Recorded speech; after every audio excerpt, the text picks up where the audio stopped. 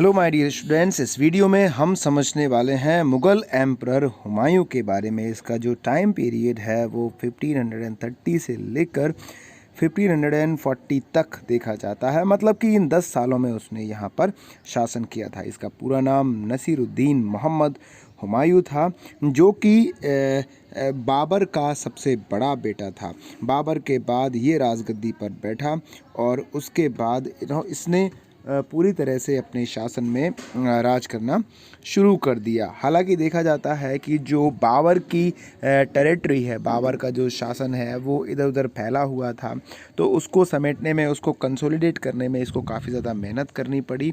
शुरुआत में इसने काफ़ी सारे चैलेंजेस को फेस किया। जो अफ़गान रूलर्स थे ईस्टर्न साइड से, वो इसको टफ़ चैलेंज देते थे। और इसके साथ साथ जो मालवा में बहादुर शाह था, उसने भी इनको काफ़ी ज़्यादा टफ चैलेंज दिया।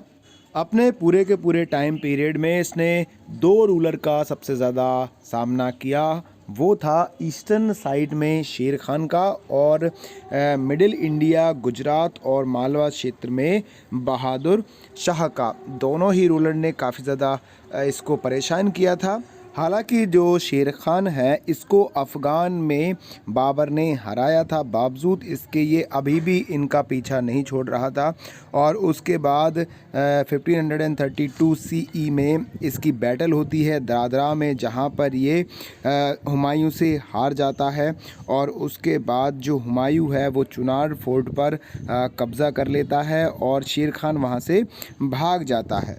ईस्टर्न साइड में अपना रूल स्टार्ट करने के बाद जो हुमायूं है वो गुजरात की तरफ आता है, जहां पर इसको चैलेंज देता है बहादुर शाह। मालवा में हुमायूं और बहादुर शाह की बैटल होती है, जिसमें जो हुमायूं है वो जीत जाता है। मालवा में बहादुर शाह से बैटल लड़ने के लिए जब हुमायूं आता है, तो उसकी एब्सेंसी में ईस्टर्न साइड में जो शेर खान है वो दोबारा से आ जाता है और वहाँ पर अपना रूल स्टार्ट कर देता है। तो जब हुमायूं को ये पता चलता है कि ईस्टर्न इंडिया में, बंगाल में, बिहार जो क्षेत्र है वहाँ पर जो शेर खान है वो दोबारा आ चुका है, तो ये अपना मार्च वहाँ की ओर करता है और उसके बाद ये गुजरात को छोड़ देता है। अब गुजरात को जैसे ही छोड़ता है तो यहाँ पर फिर से जो बहादुर शाह है वो इस अपॉर्चुनिटी का फ़ायदा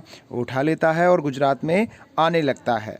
लेकिन जैसे ही हुमायूं गौर पहुंचने वाला होता है, उसके पहले ही जो शेर खान है वो इंडिया को छोड़ देता है और बिहार से बड़ी संख्या में अपने साथ जो लूट का माल है वो ले जाता है। देखिए, जो गौर है वो दोबारा अब हुमायूं के कब्ज़े में आ चुका है। अब यहाँ पर जो हुमायूं है वो अच्छी तरह से अपना टाइम स्पेंड करता है, लग्जीरियस लाइफ जीता है, शादी वादी करता है। लेकिन जो आगरा में उसका जो भाई है हिंडल, वो अपना कब्ज़ा कर लेता है और अपने आप को आगरा का एम्परर घोषित कर देता है। कुछ दिन बाद जब हुमायूं को इस बात का पता चलता है, तो हुमायूं अपना जो मार्च है वो हिंडल की ओर कर देता है। अपने पूरी आर्मी के साथ वो आगरा की तरफ बढ़ता है। तभी जो शेर खान है वो फिर से इसके सामने आ जाता है, इसके साथ लड़ाई लड़ता है और इसका जो कम्युनिकेशन है वो पूरी तरह से तोड़ देता है। जो बंगाल और आगरा के रास्ते में इनके बीच में दोबारा से लड़ाई की तैयारी होती है और हुमायूं को ये फोर्स करता है कि भाई आप उसके साथ लड़ाई लड़ें। अब हुमायूं क्या करता है, यहाँ पर अपने आप को कुछ दिन के लिए रोकता है, अपने आप को मजबूत करता है, अपनी आर्मी को इकट्ठा करता है और 1539 CE में हुमायूं को चौसा में एक टफ़ चैलेंज देता है। अब यहाँ पर जो मुग़ल आर्मी है वो बुरी तरह से हारने लगती है, तो जो हुमायूं है वो अपने आप को वहाँ से एस्केप कर लेता है, चुपके से भाग जाता है।